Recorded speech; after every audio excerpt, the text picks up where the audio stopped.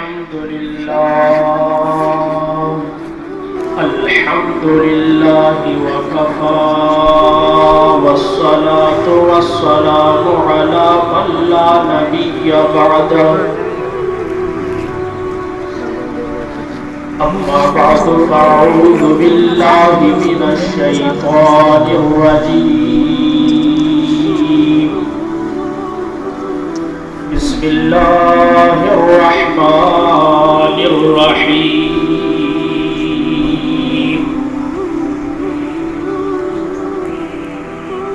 قال الله تبارك وتعالى في كلام المجيد والفرقان الحميد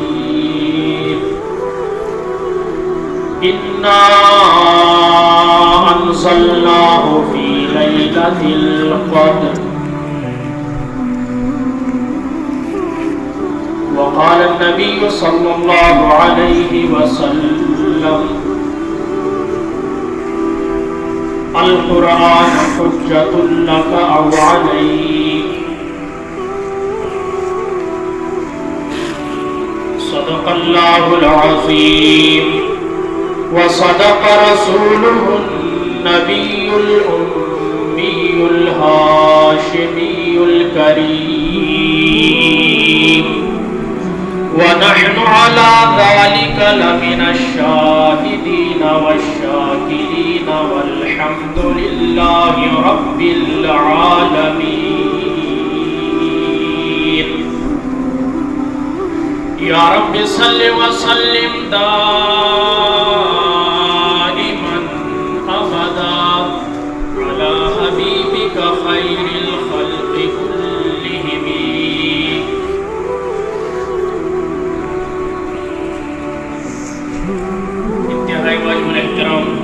معزز علماء کرام، حاضرین مجلس،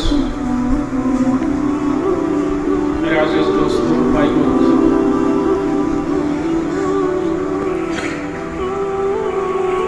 رمضان مبارک کا آخری عشرہ اپنے اختتامی مراحل کی طرف بڑھ رہا ہے، تو ساتھ ہی قرآن مجید کا جو تکمیل کا سلسلہ ہے وہ بھی اپنی اختتام کی طرف بڑھ رہا ہے۔ پوری دنیا کے اندر اپنے اپنے انداز میں ختم قرآن کی محافل کو منعقد کیا جا رہا ہے، اور یہ اعزاز صرف قرآن کو حاصل ہے، دنیا میں کسی اور کتاب کو یہ اعزاز حاصل نہیں۔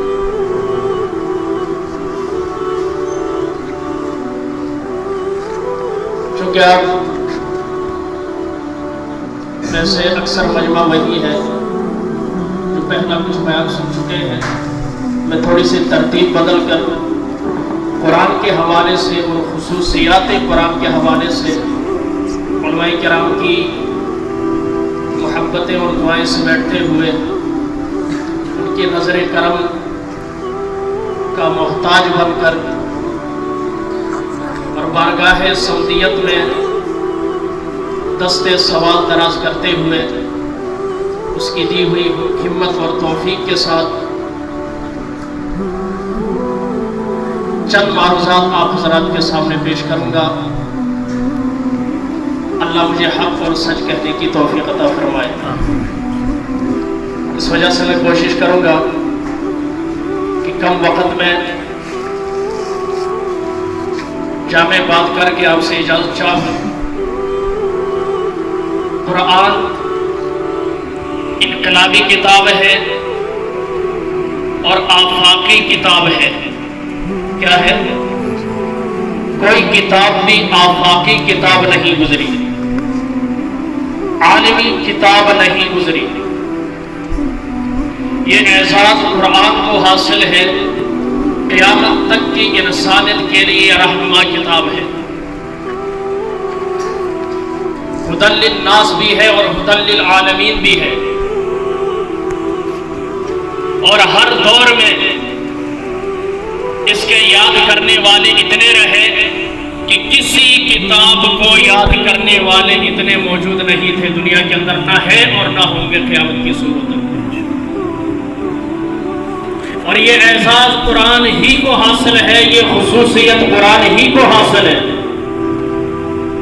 کہ آقا علیہ السلام کی موجودگی میں، آپ کی زندگی میں ہزاروں افراد نے اسے اپنے سینے میں بسایا، اور آپ کی زندگی ہی کے اندر مختلف شہروں میں، مختلف دیہاتوں میں اسے پڑھا جانے لگا۔ قرآن واحد کتاب ہے جو اپنی اصلی زبان کے اندر موجود ہے، اور جس کے الفاظ میں زبر زیر کی کمی بیشی نہیں، جیسے اللہ رب العزت نے جبریل امین کے حوالے کیا اور آپ نے آپ علیہ السلام کے قلب اطہر پر نازل فرمایا، اور آقا علیہ السلام نے صحابہ کی سینوں میں منتقل کیا، بالکل اسی طرح بغیر کسی زبر، بغیر کسی زیر، الف شد مد کے کمی کے صحابہ کرام نے امت تک یہ امانت پہنچائی، بغیر کسی کمی کے، بغیر کسی تحریف کے یہ کتاب ہم تک پہنچی۔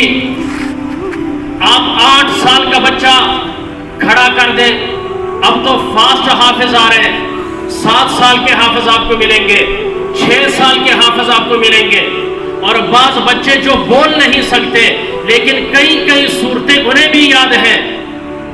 یہ واحد کتاب ہے جس کو یہ اعزاز حاصل ہے کہ اس کو یاد کرنے والے بچے بھی ہیں، اس کو یاد کرنے والے مرد بھی ہیں، اس کو یاد کرنے والے بوڑھے بھی ہیں، اس کو یاد کرنے والے جوان بھی ہیں، اس کو یاد کرنے والے مسلمان بھی ہیں، اسے یاد کرنے والے غیر مسلم بھی ہیں۔ غیر مسلم بھی اس کتاب کے فیض سے فائدہ اٹھاتے ہیں اپنی دنیاوی مقاصد کے لیے۔ یہ الگ بات ہے وہ جتنا بھی حاصل کر لیں انہیں فائدہ اور ثواب نہیں ملے گا، لیکن وہ بھی اس کتاب کے جو جواہر ہیں، جو اس کے موتی ہیں، جو اس کے اندر اللہ رب العزت نے خزانہ چھپایا ہوا ہے، اسے نکالنے پر وہ بھی مجبور۔ چنانچہ ایک واقعہ آتا ہے تاریخ کے اندر، مامون الرشید، یہ بڑا علم دوست حکمران گزرا ہے، خلیفہ ہارون الرشید کا بیٹا تھا۔ یہ ہر سال ایک علمی مجلس، کانفرنس منعقد کرواتا تھا، جس میں مختلف مذاہب کے علماء آتے تھے اور اپنی سالانہ تحقیق پیش کرتے تھے مختلف مذاہب کے اوپر۔ ایک عیسائی نے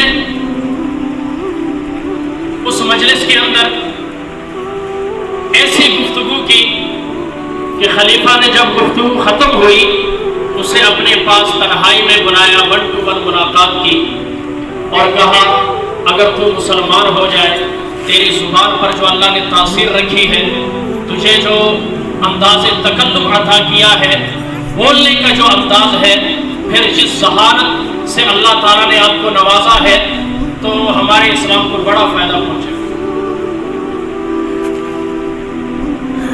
میں اپنی آدھی سلطنت دینے کے لیے تیار ہوں،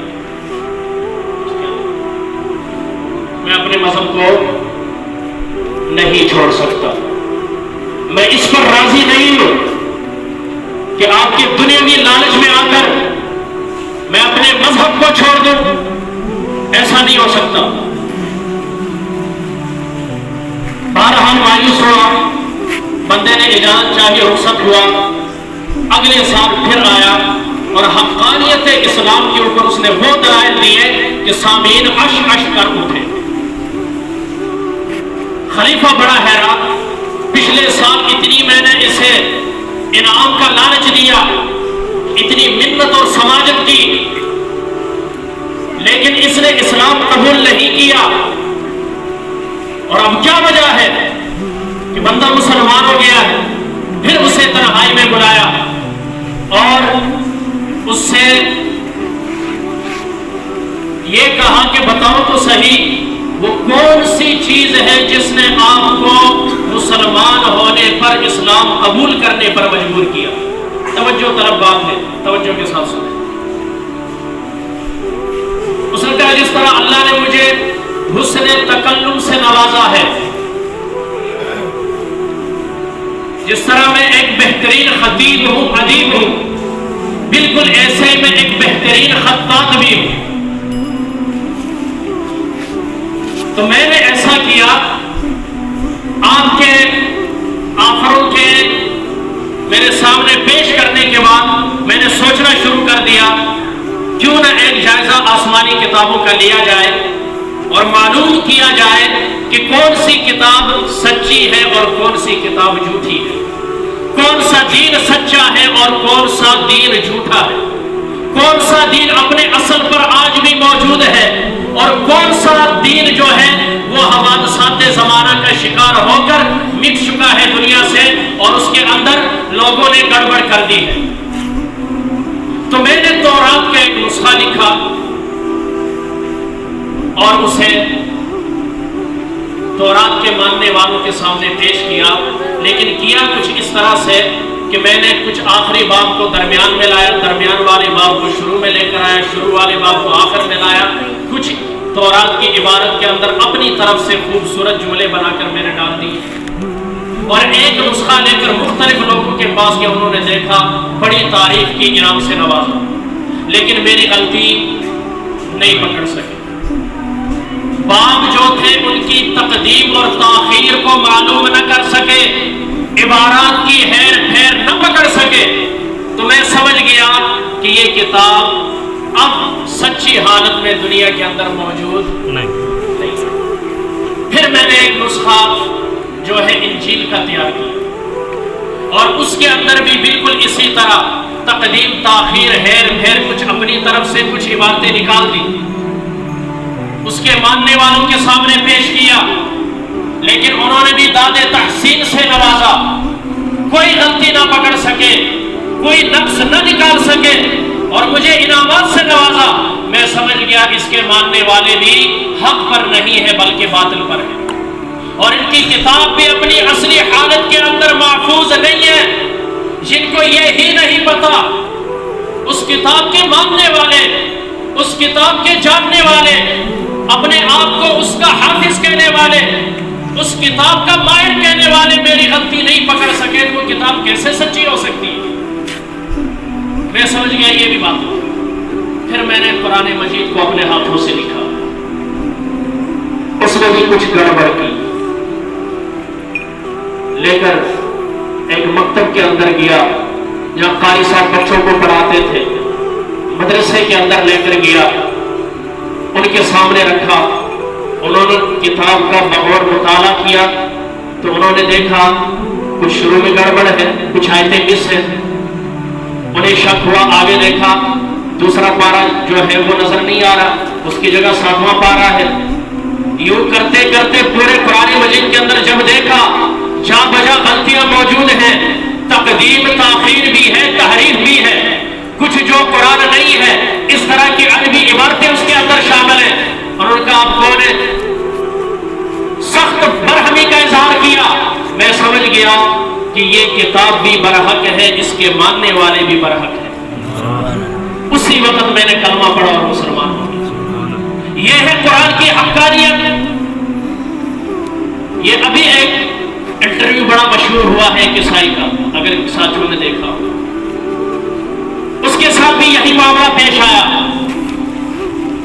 اس نے کہا میں نے یہ چیلنج دیا تھا کہ میں قرآن میں تضاد پیش کروں گا، کہ قرآن کے اندر تضاد ہے، ایک آیت دوسری آیت کے ٹکراؤ میں ہے، مخالفت میں ہے، ایک آیت کچھ کہتی ہے دوسری آیت کچھ کہتی ہے، اور یہ اس کے اندر انسانی کلام بھی ہے۔ کہتے ہیں جب میں نے یہ اعتراض اپنے ذہن میں رکھ کر قرآن کا ظاہر ہے بھائی قرآن میں نقص نکالنے کے لیے مطالعہ کرنا ہے نا، بولے کسی کتاب کے اندر آپ کیڑے نکالنا چاہیں اسے پڑھنا پڑے گا، بغیر پڑھے تو نہیں نکال سکتے۔ کہتے جو پڑھنا شروع کیا تو میرے جتنے اعتراض ذہن میں تھے اس کے جوابات ملنا شروع ہو گئے۔ میں حیران کہ میری سوچ کیا ہے اور قرآن کو کیسے پتہ چل رہا ہے کہ یہ جو ہے یہ کہہ رہا ہے کہ یہ بندے کا کلام نہیں، یہ قرآن کہتا ہے یہ انسان کا کلام نہیں، قرآن کہتا ہے بشر کا کلام نہیں، قرآن کہتا ہے کسی انسان کا بنایا ہوا نہیں ہے، قرآن کہتا ہے یہ جادو نہیں ہے، قرآن کہتا ہے یہ کاہن کا بنایا ہوا نہیں ہے، قرآن کہتا ہے اس کے اندر تحریف نہیں ہے، قرآن کہتا ہے اس کے ایک لفظ کے اندر بھی کوئی کمی بیشی نہیں ہے، جیسے لوح محفوظ میں ہے ایسے ہی محفوظ ہمارے ہاتھوں میں قرآن موجود ہے۔ پھر اس نے پوری دنیا کے نسخے منگوائے، ان کو دیکھا،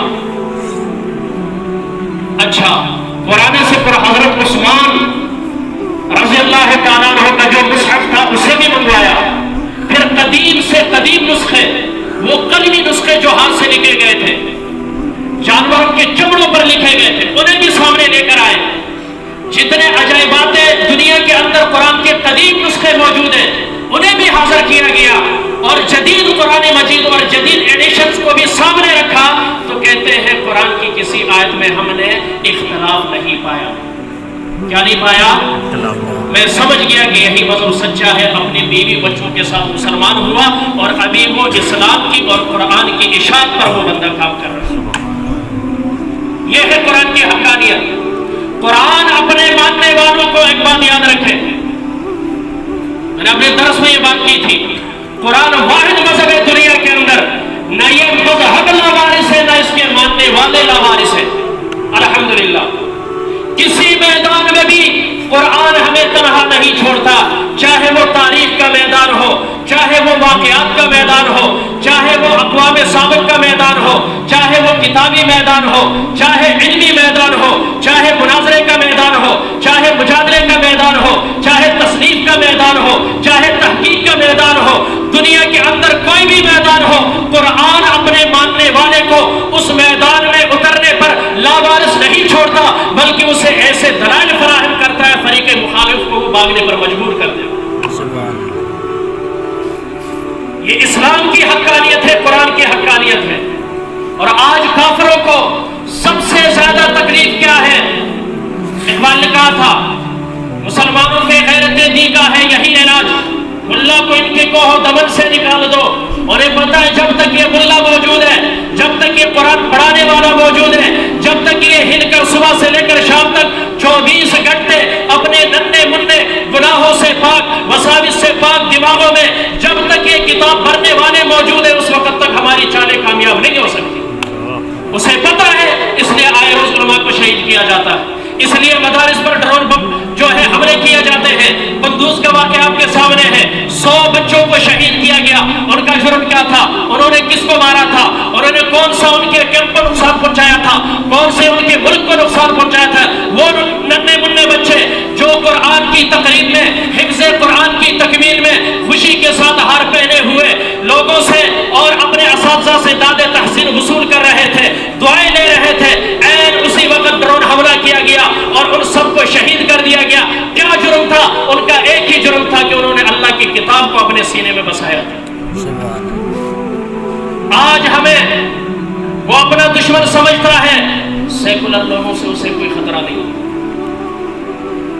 لبرل لوگوں سے اسے کوئی خطرہ بولے جو توشے خانے کی گڑیاں بیچ دو، اللہ کی قسم اللہ کے گھر میں ہوں، رمضان المبارک کا مقدس مہینہ ہے، مقدس کتاب کی تقریب ہے، ایسے 2 نمبر قسم کے ایسے ہیچ اور گٹیا حرکت کرنے والے لوگوں سے مغرب کو کبھی بھی خطرہ نہیں۔ خطرہ ہے تو کن سے؟ جن کے سر پر پگڑی ہے، جن کے چہرے پر داڑھی ہے، جن کے شلوار ٹخنوں سے اوپر ہے، جو اپنے گارڈ کے ساتھ بیٹھ کر افطار کرتے ہیں، جو جب انہیں اقتدار ملتا ہے پروٹوکول نہیں لیتے، عام مسافروں کے ساتھ سفر کرتے ہیں، جنہیں عیش و عشرت نہیں چاہیے، جو حق بولتے ہیں، حق کہتے ہیں، جنہیں مسلح سے اٹھا کر اسمبلی میں پہنچایا گیا ہے، وہاں پر بھی ان کا وہی رویہ ہے، وہی ملنسانی ہے۔ خطرہ ہے تو ایسے لوگوں کے ساتھ ہے، کیوں؟ انہیں پتا ہے جب یہ داڑھی پگڑی والے زیادہ ہوں گے تو پھر سے خلافت کا نظام آ جائے گا، جب دنیا میں خلافت کا نظام آ جائے گا جمہوریت کا بیڑا غرق ہو جائے گا۔ بولے ایسا ہے یا نہیں؟ بولے عالمی معاہدہ ہوا ہے، خود معاہدہ کیا ہے، خود دستخط کیے ہیں، تسلیم کیوں نہیں کر رہا؟ اکاؤنٹ کیوں منجمد کیے گئے؟ کیوں انہیں معاشی طور پر دباؤ کا شکار کیا جا رہا ہے؟ وجہ کیا ہے؟ کیا انہوں نے نقصان پہنچایا؟ بھائی جب سنا ہو جائے تو کام ختم ہو جاتا ہے کہ نہیں؟ سارے گلے شکوے ختم ہوتے ہیں کہ نہیں؟ اب پابندیوں کا کیا مقصد ہے؟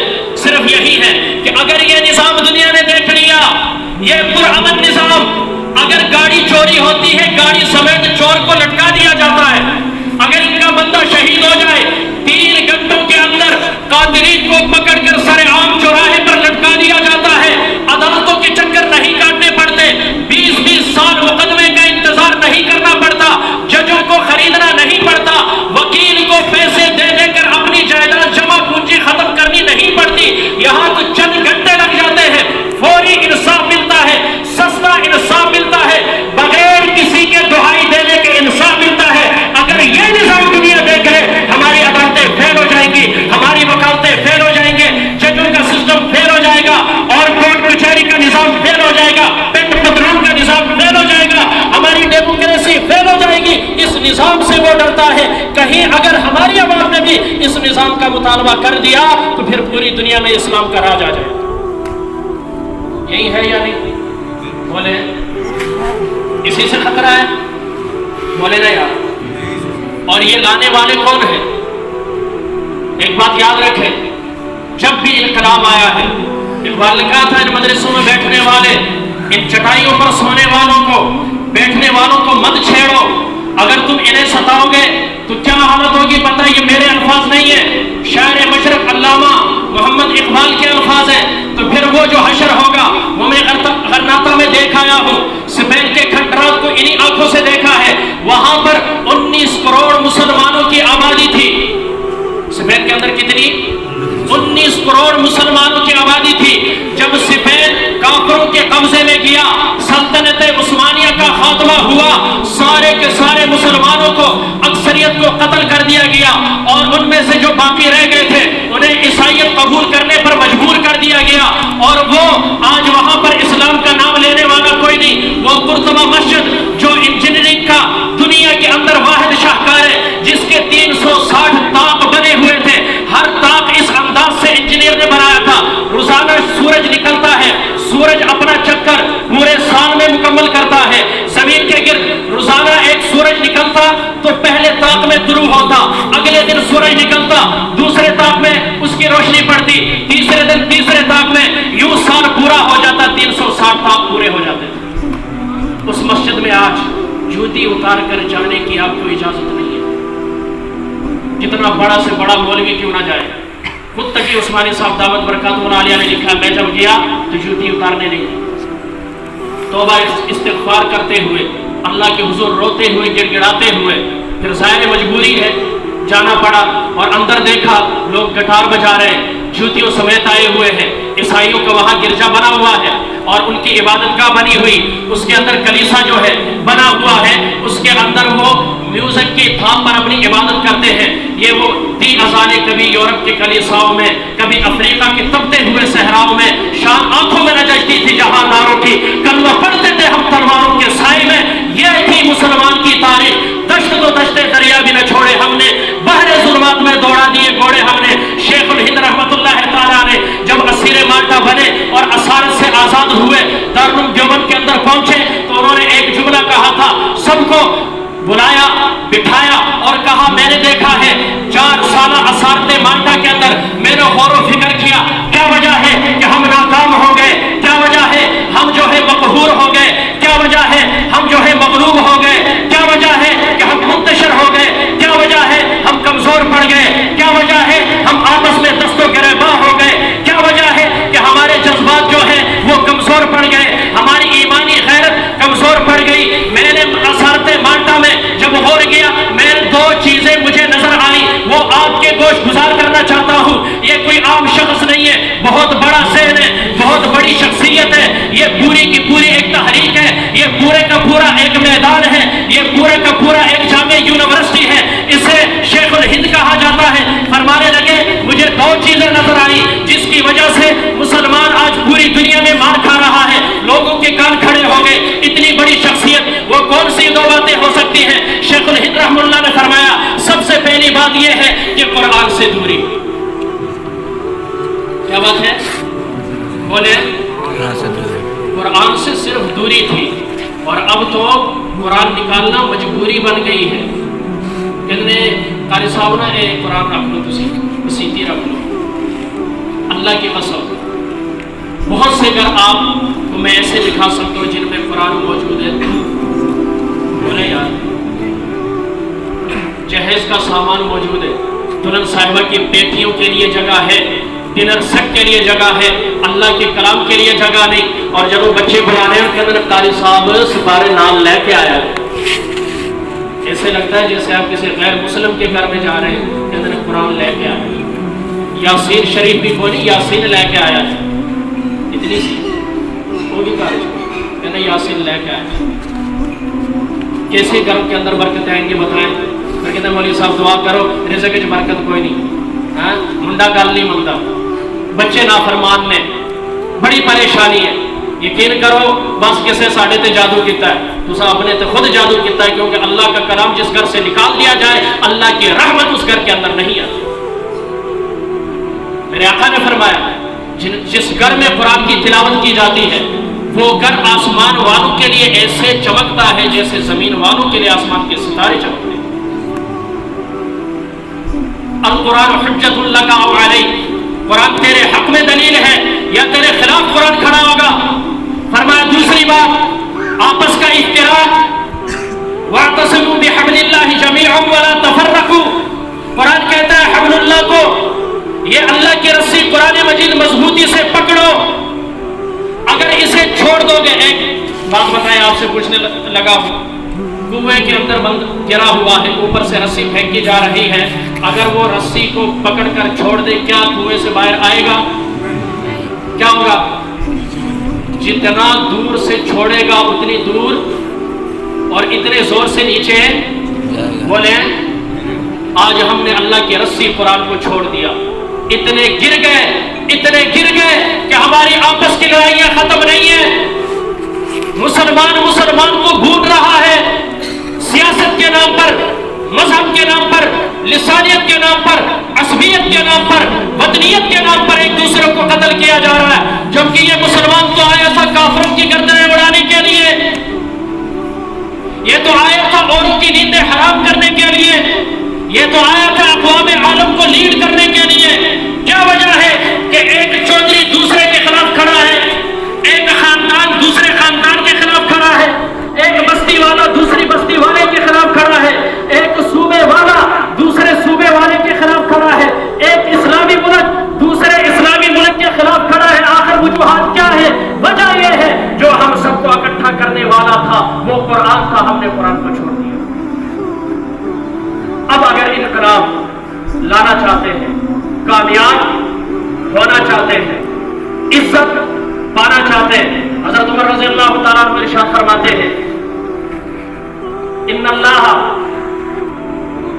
یرفع بہذا الکتاب اقواما, بے شک اللہ, آخری بات پورے 10 بجے ختم کرتا ہوں, 2 منٹ رہ گئے. اللہ اس قرآن کے ذریعے سے بہت سی قوموں کو بلند مرتبہ کرے گا. کیا کرے گا؟ قرآن نازل کہا ہوا سعودیہ میں, پڑھا مصر والوں نے, لیکن عمل نہیں کیا. آج بھی جتنے مصری قاری ہیں آپ ان کے چہروں پر داڑھی نہیں دکھا سکتے, بس آواز تک محدود ہے, نیچے پینٹ شرٹ پہنی ہوتی, ٹائی ہوتی, اوپر جبہ پہنا ہوتا اور ہلکی سی ٹوپی لے لی. لیکن اسے سمجھا ہندوستان والوں نے, اکابرین نے, شاہ ولی اللہ رحمۃ اللہ اور اس کے خاندان نے. یہ سلسلہ وہاں سے چلا اور آج ہم تک پہنچا ہے. اللہ کی قسم سب سے زیادہ قرآن کو سمجھنے والے عربی ہیں. جب عربیوں نے اس کتاب کو اپنے سے دور کیا, اللہ عربیوں کا محتاج نہیں ہے, اللہ مصریوں کا محتاج نہیں ہے, اللہ میرے اور آپ کا بھی محتاج نہیں. اللہ نے حفاظت کا کام لینا ہو. ایک واقعہ آپ کو سناتا ہوں. جب پتا چلا کہ حجاج بن یوسف جو ہے قرآن کے اعراب لگوانا چاہتا ہے, قرآن کے اوپر زیر زبر لگوانا چاہتا ہے. پہلے قرآن کی زیر زبر نہیں تھی, لوگ بغیر زیر اور زبر کے پڑھتے تھے, لیکن جب دیہاتیوں تک یہ بات پہنچی, قرآن پہنچا, کلام الہی پہنچا, تو انہیں معلوم نہ ہونے کی وجہ سے قرآن کی 7 قرأتیں ہیں. مختلف قرأتوں کے اندر کہیں زیر ہے, جیسے کبھی پڑھتے ہیں جو قرہ حضرات ہیں والضحى والليل اذا سجے، یہ بھی قرأت ہے قرآن مجید کی، یہ بھی اپنی جگہ ٹھیک ہے۔ 7 قرأتیں ہیں، مختلف قرأتوں میں قرآن نازل ہوا ہے۔ تو جب عیسائیوں کو اور یہودیوں کو پتہ چلا کہ قرآن مجید کے اوپر زیر زبر لگائے جا رہے ہیں، انہوں نے اپنا ایک وفد تشکیل دیا اور حجاج بن یوسف کے پاس بھیجا اور کہا ہم آپ کو اتنا اتنا سونا، اتنا چاندی، ہیرے موتی جواہرات اور جو آپ کہو گے وہ دینے کے لیے تیار ہے۔ ایک کام ہمارا آپ نے کرنا ہے، وہ کام یہ ہے، اللہ تعالیٰ قرآن مجید کے اندر 16ویں پارے 15ویں پارے کا آخر اور 16ویں پارے کے شروع میں حضرت خضر اور حضرت موسیٰ علیہ السلام کا واقعہ اللہ بیان فرما رہے ہیں۔ وہاں پر حضرت موسیٰ جو ہے حضرت خضر علیہ السلام کی شاگردی اختیار کرتے ہیں۔ چلتے چلتے حضرت خضر علیہ السلام شرط رکھتے ہیں، موسیٰ میں کوئی بھی کام کروں تو آپ نے اس پر اعتراض نہیں کرنا، جو میں کر رہا ہوں بس آپ نے دیکھتے جانا ہے، خاموش رہنا ہے۔ حضرت موسیٰ کہتے ہیں ٹھیک ہے، اللہ نے جو آپ کا شاگرد بنایا ہے تو اب میں خاموش ہی رہوں گا۔ آگے جب کشتی پر بیٹھتے ہیں اور جب پیسے دینے لگتے ہیں، کشتی والا کہتا نہیں آپ جیسے نورانی چہرے والوں سے میں پیسے نہیں لیتا، اتنے سیٹ دبائیے کے اندر مولوی صاحب پیسے کٹو، غلطی سے 4 5 10 روپے آپ کے پاس نہ ہو کہ اندر اللہ مولوی نو تھلے پیسے پورے نہیں دیتے۔ کشتی والے نے کہا میں آپ سے پیسے بولے یار نہیں لیتا، نورانی چہرے بس میرے لیے دعا کریں۔ اچھا اس نے یہ بات کی، ادھر میں کشتی کے اندر سوراخ کر کے نہیں لوگ اور کشتی۔ حضرت خضر علیہ السلام، موسیٰ علیہ السلام کا جلال ویسے بھی مشہور ہے، پارا ہائی کہنے لگا ان کی کتاب، وہ تو احسان کرے، پیسے بھی نہیں لیے، پھر میں بٹھایا اور اتارا، آپ اس کی کشتی میں سوراخ کر رہے ہیں۔ کہا موسیٰ آپ کو کہ اعتراض نہیں کرو، کہیں غلطی ہو اب نہیں کرو، آگے چلو۔ ایک بستی میں گئے دیکھے بچے کھیل رہے جیسے ہمارے یہاں بچے باہر بستی کے باہر کہیں پر بھی کھیل رہے ہوتے، خوبصورت حسین و جمیل بچہ، حضرت خضر نے اسے پکڑا گردن مروڑ دی، مار دی۔ موسیٰ علیہ السلام سے کشتی کا سوراخ برداشت نہیں ہوا، بچے کا قتل برداشت ہو سکتا ہے؟ 120 ڈگری پر پارا، کہنے لگا یہ کیا کیا، بغیر جرم کے، بغیر کسی وجہ کے ایک خوبصورت حسین و جمیل اور گناہوں سے پاک معصوم بچے کو آپ نے قتل کیا، کس نے آپ کو حق دیا؟ کہنے لگا موسیٰ میں نے آپ سے کہا تھا اعتراض، خاموشی سے دیکھتے جاؤ۔ آگے گئے، بھوک لگی، اب صبح سے چلے، بستی میں داخل ہوئے۔ یار میں اس بات کو سمجھانے کے لیے واقعہ سنا دیتا ہوں، چلو سن لیں گے۔ بستی والوں سے کھانا مانگا تو بڑے بدتمیز قسم کے لوگ تھے، بعض بندے بدتمیز ہوتے ہیں، بعض خاندان بدتمیز ہوتے ہیں، بعض ملک بدتمیز ہوتے ہیں، بعض پارٹیاں بدتمیز ہوتی ہیں اور بعض بستی والے بدتمیز ہوتے ہیں، ان کا تھوڑا امتیاز ہوتا ہے۔ اور بعض دکاندار ایسے ہوتے ہیں نام پر مکھی نہیں بیٹھتے، ایک گل کرو کہ اندر لینی ہے تو ٹھیک ہے نہیں تو نکل دو۔ ہوتے ایسے دنیا کے اندر لوگ گزرے، آج بھی موجود ہیں۔ انہاں کیا جڑا بھی آیا اسی کھانا دین واسطے تھے، انہاں دے نوکر نہیں ہے، نکلو اتوں، جو منہ اٹھا کے آئے ہم نے کھانا دے، ہم یہاں تمہارے لیے کھانا بنانے کے لیے بیٹھے ہوئے، نہیں دیتے نکل جاؤ، بستی میں نہیں رہنے دیا۔ اب باہر نکلے، حضرت خضر علیہ السلام نے دیکھا ایک دیوار گری ہوئی ہے، بنانا شروع کر۔ موسیٰ علیہ السلام نے پھر مٹ چڑھ گیا، ہم نے کھانا نہیں دیتا سر، کہہ دے کہ باہر کر دیتا تو بنا دی دیوارہ فریج بنا دے، اگر آپ چاہتے تو اجرت لے لیتے، اس اجرت کا ہم کھانا کھا لیتے، یا شرط رکھتے دیوار بناتا ہوں اس شرط پر کہ ہم 3 بندوں کو کھانا دو، یہ کیا فری میں لگے ہوئے؟ کہا موسیٰ یہ تیسرا کام ہے، تیسری مرتبہ ہے، تیسرا اعتراض ہے، لہٰذا اب میری اور آپ کے درمیان کیا ہے؟ جدائی۔ یہاں اللہ ایک لفظ استعمال فرما رہے ہیں، فَأَبَوْا أَن يُضَيِّفُوهُمَا، اس بستی والوں نے انکار کیا کہ ان کی کیا کرے؟ مہمان نوازی کرے۔ فَأَبَوْا، لفظ ابو انکار کے معنی میں، ابا واستکبر، شیطان نے کیا کیا؟ انکار کیا۔ ابا کیا کیا؟ واستکبر، اور تکبر کیا۔ یہاں پر بھی یہ ہے فَأَبَوْا، انہوں نے دینے سے، مہمان نوازی کرنے سے، کھانا دینے سے، اکرام کرنے سے انکار کیا۔ عیسائی وفد نے کہا آپ ابو کی جگہ با کا نقطہ نیچے سے اٹھا کر اوپر لے جاؤ اور ایک نقطہ اپنی طرف سے لگا دو، بن جائے گا فَأَتَوْا، کیا بن جائے گا؟ فَأَتَوْا، جب فَأَتَوْا بن جائے گا ہمارا کام بن جائے گا، اور ہماری جو ناک کٹی ہے تاریخ کے اندر وہ سلامت رہ جائے گی، ہمارا کام بن جائے گا، آپ کو پیسے مل جائیں گے۔ فَأَتَوْا کا معنی ہے انہوں نے مہمان نوازی کی، انہوں نے خیر خواہی کی، اکرام کیا، ٹھڈ بھر کے کھانا کھوایا۔ حجاج بن یوسف نے دیکھا بھائی قاتل تو ہے نا، بڑے بڑے نیک بندوں کو قتل کیا، 50,000 بندوں کو قتل کیا، معمولی سا جرم، ایسا جرم جس پر جرمانہ ہو سکتا تھا۔ اس کی جو جیل تھی وہ کیسی تھی؟ بغیر چھت کی یہ جیل تھی۔ 90,000 دوشیزائیں اور کواری عورتوں کو بھی اس نے مردوں کے ساتھ اندر رکھا ہوا تھا جیل خانے کے اندر۔ اتنا ظالم ہو جاؤ۔ جب یہ مرا تو رات کے اندھیرے میں اسے دفن کیا گیا کہ کوئی انہیں تو بدلا نہ رکھا۔ حجاج کی قبر کا آج پتہ دنیا میں نہیں ہے۔ اللہ میں بتا رہا ہوں کسی کا محتاج نہیں۔ اللہ ظالم سے، جابر سے، قاتل سے اور شقی القلب سے، بدبخت سے بھی دین کا کام لے لیتا ہے۔ حجاج نے جب یہ ان کا جملہ سنا اس کا چہرہ سرخ ہو گیا۔ اس نے کہا قاتل ہوں، جابر ہوں، ظالم ہوں، لیکن اتنا گیا گزرا نہیں ہوں کہ میں اللہ کے کلام میں تحریف کروں۔ اور ان کا آپ تشریف رکھیں، بڑا اچھا مشورہ دیا ہے، آپ کا کام ہو جائے گا۔ اندر کمرے میں گیا اور اپنی خونی تلوار نکال کر پورے وفد کے آئے ہوئے لوگوں کے سر قلم کیے، کہا جو مجھ سے یہ مطالبہ کرے گا قرآن کے متعلق تو حجاج کا فیصلہ کریے۔ اس کے اندر اللہ نے ظالم اور جابر حکمرانوں کے دور میں بھی اس کے الفاظ میں نقطے میں زبر زیر میں تحریف ہونے نہیں۔ اللہ میرا اور آپ کا محتاج نہیں، یاد رکھیں اللہ کسی کو بھی کھڑا کرے گا۔ سید عطا اللہ شاہ بخاری رحمہ اللہ فرماتے تھے اگر اللہ نہ چاہے تو سید سے بھی دین کا کام نہ لے۔ سید وارث شاہ نے کیا لکھی ہے؟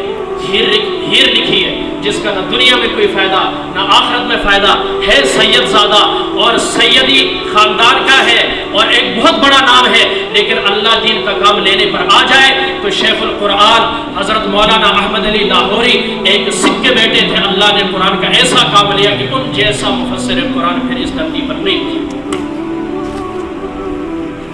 کن کے بیٹے تھے؟ جب بھی احمد علی لاہوری رحمہ اللہ کا نام آتا ہے کہ شیخ القرآن کے نام سے مشہور ہے، قرآن کو سب سے زیادہ سمجھنے والے۔ آخری بات کرتا ہوں، فرماتے ہیں اگر کوئی مجھ سے پوچھے کہ قرآن کا خلاصہ بتاؤ، میرا ایک قوم پلیٹ فارم پر ہو، دوسرا ٹرین پر ہو، ٹرین کے پائیدان پر ہو، گاڑی کو چلنے کا سگنل مل چکا ہو، پیچھوں کوئی بندہ نس کے آوے اور میرا یہ جو پیچھے کے قمیض کا دامن ہے پکڑ کر کے احمد علی قرآن کا خلاصہ بتاؤ، تو میں 3 جملوں میں قرآن کا خلاصہ بتاؤں گا۔ یہ یاد رکھ لیں، اللہ ہمیں یاد رکھنے کی توفیق عطا فرمائے۔ کتنے جملوں میں؟ 3 جملوں میں قرآن کا خلاصہ بتاؤں گا۔ اتنا بڑا انسان لیکن ہے سکھ کا بیٹا۔ فرمایا اللہ کو راضی کرو عبادت سے۔ کس سے؟ اللہ کو راضی کرو عبادت سے، نبی کو راضی کرو اطاعت سے، مخلوق کو راضی کرو خدمت سے۔ الحمد سے لے کر والناس کی صحت تک آپ پورے قرآن کو کردار ڈالو، مطالعہ کر لو، ان 3 چیزوں کے علاوہ آپ کو کچھ نہیں کرنا۔ اب آپ بتائیں کہ اللہ کو راضی کرو، نبی کو راضی کرو اور مخلوق کو راضی کرو۔ اللہ مجھے اور آپ کو ان 3 چیزوں کا اپناتے ہوئے اپنے بچوں کو حافظ قرآن بنانے کی توفیق عطا فرمائے۔ میری طرف سے حافظ صاحب کو اور جتنے سامعین ہیں، خصوصاً حضرت مولانا سید منور شاہ صاحب، میں تفنن توا کے لیے کہتا ہوں ہم ولیوں میں صرف یہی سید ہیں اور ہمارے سردار ہیں الحمدللہ۔ سیدوں کا عزت کرام کرنا ہمارا دینی فریضہ بھی ہے اور ہمیں حکم بھی یہ ہے، تو اللہ ان کے علم و عمل کے اندر بھی برکت عطا فرمائے اور ان کے جان مال عزت آبرو کی اللہ تعالیٰ حفاظت فرمائے، اور جتنے بیمار ہیں سب کو اللہ شفائے کاملہ مستمر دائم نصیب فرمائے، اور قرآنی تعلیم کو اپناتے ہوئے زندگی گزارنے کے اللہ ہم سب کو ہمت اور توفیق عطا فرمائے۔ وآخر دعوانا الحمدللہ رب العالمین۔